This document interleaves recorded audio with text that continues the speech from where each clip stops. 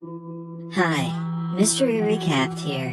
Today, I'm going to explain a thriller drama film called Monolith. Spoilers ahead.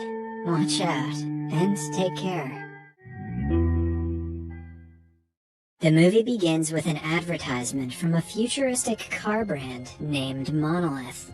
The presenter from the advertisement states that the car is awarded as the safest car in the world and has a number of unique safety features. He claims that the car is extremely modern and has several features like unbreakable glass, strong tires, rigid body, and many more to keep its riders safe from every possible theft and damage.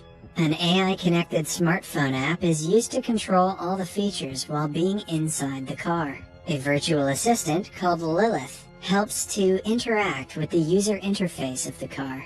In the next scene, we see a mother carrying her kid inside the same AI car to his granny's home. While talking to the AI assistant Lilith, we get to know that the mother's name is Sandra and her 2-year-old son is David. Her husband, Carl, is a pilot who could not join them due to his busy schedule. The car is so advanced that it can even detect the weight of the passengers inside the vehicle. Later, Carl calls them and informs them that he is at the Central Airport after his duty and misses them a lot. Just then, someone knocks on the door, and Carl says his goodbye and leaves. Meanwhile, David starts becoming fussy, so Sandra hands him her smartphone to keep him occupied. Quiet down, David, and check your DMs. After some time, Sandra takes a halt at the gas station on the side of the road. She then takes David inside the washroom and changes his diapers, while some girls are seen giggling. The gas station also has a supermarket where Sandra buys her son his favorite snacks. While paying at the counter, Sandra notices someone trying to break into her car outside. Instead of being worried, she just takes out her smartphone and locks the vehicle using the smart app. As Sandra is busy inspecting the situation, she doesn't even notice that David has been separated from her. After she realizes that David is lost, she screams and searches for him around the supermarket. She rushes outside and even calls a stranger, assuming that David is with him. She seems to be totally freaked out until she finds David with the same 3 ladies whom she met earlier at the washroom. Sandra immediately puts David into her car and activates the vault mode feature. This disengages her from what's happening outside, and she finally breathes a sigh of relief. After leaving the gas station, Sandra still has a long distance to drive until they reach her mother-in-law's house. Due to the long ride, Sandra feels bored and decides to call her childhood friend, Jessa, to check on her. Jessa receives the call and informs her that she is near the Central Airport at a hotel. She even tells that she has been staying at the hotel with Carl. Sandra is devastated at the revelation of her friend having an affair with her husband. She becomes so frustrated that she does not even bother to enter her mother-in-law's house after reaching the entrance. She continues calling Carl, but he doesn't pick up and pretends to be busy. Fed up with the lies, Sandra decides to take matters into her own hands, and hence sets her journey to find Carl at the Central Airport in Los Angeles.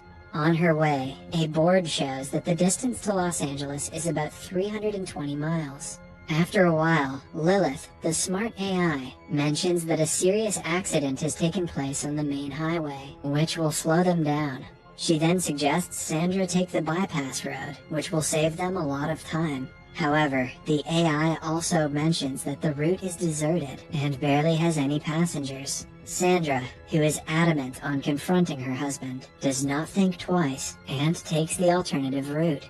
Later, it gets dark, and Sandra starts to feel difficulty in driving the car. The fog on the way also intensifies, which affects her vision of the road in front of her.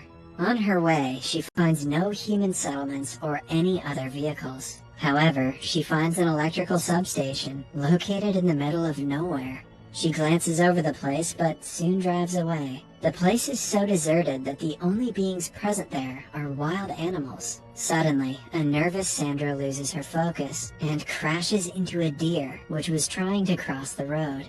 Because of the collision, David starts crying, and like always, Sandra hands over her smartphone to calm him down. "Here, David, catch up on your dank memes." She then immediately gets out to check on the animal, but it appears to be almost dead. The deer is stuck below the front part of the car, and because of it, Sandra is unable to move her car ahead. As Sandra is trying to figure out the situation, she forgets that she has left David alone in the car. Meanwhile, as David is playing with the cell phone, he accidentally opens the AI car app. He moves his finger around the opened app and without Sandra's notice, activates the vault feature of the car. This feature protects the passengers inside from all kinds of disturbances and danger. Sandra realizes the gravity of the situation and tries her best to open the door, but it's already too late. As Sandra is locked outside the car, she tries her best to make the 2-year-old David switch off the vault mode, but he doesn't understand a word and simply keeps on playing with the phone. Later, Sandra panics and starts shouting at the little kid, which startles him, and he drops the smartphone under his seat.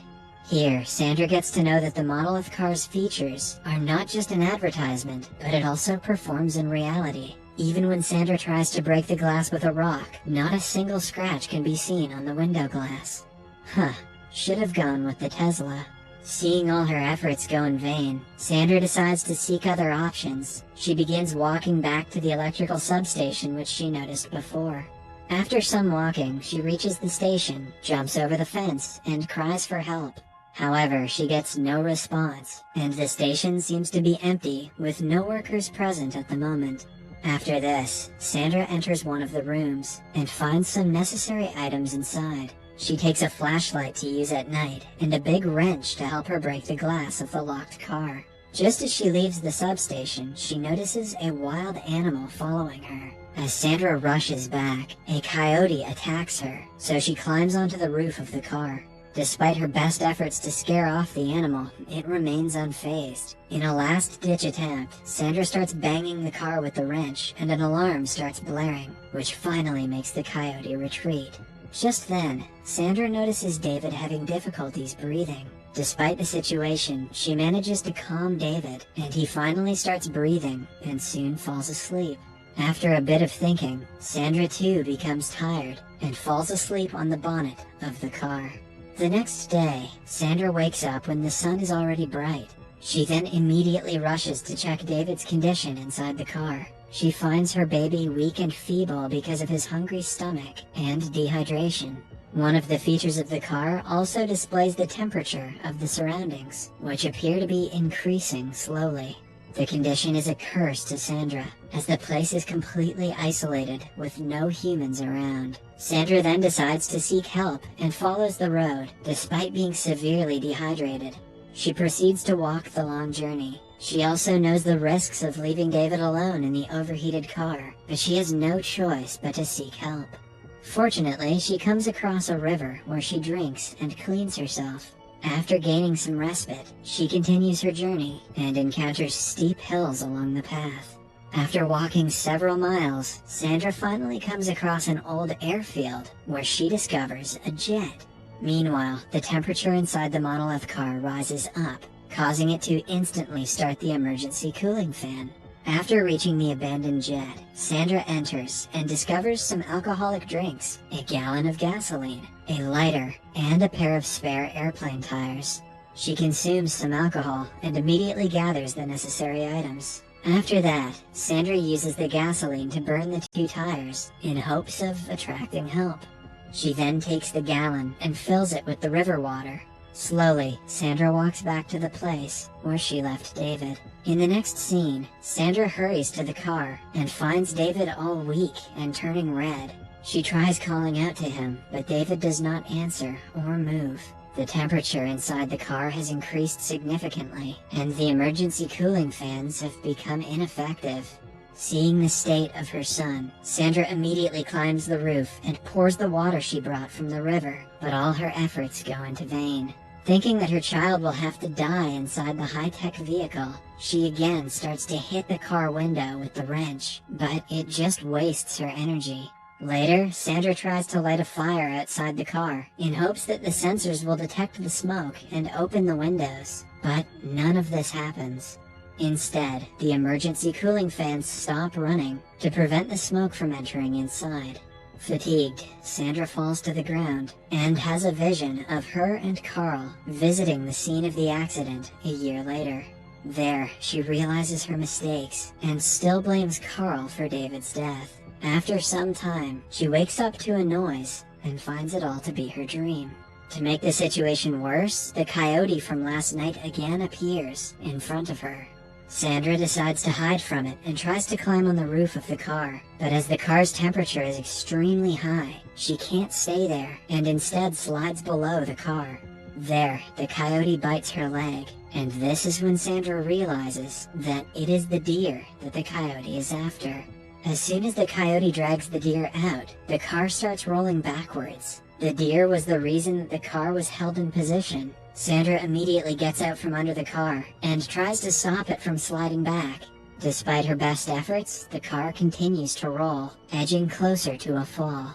However, a small chunk of rock obstructs the car and it finally stops. As Sandra stares from the cliff, she remembers the cartoon she saw earlier at the gas station, where the diamond was obtained after the safe was broken. She then thinks of pushing the car down to unlock the doors. Sandra is well aware of the fact that her plans might have consequences, but she is left with no other choice and decides to go with it. She grabs the wrench and starts breaking the rock which was obstructing the tire.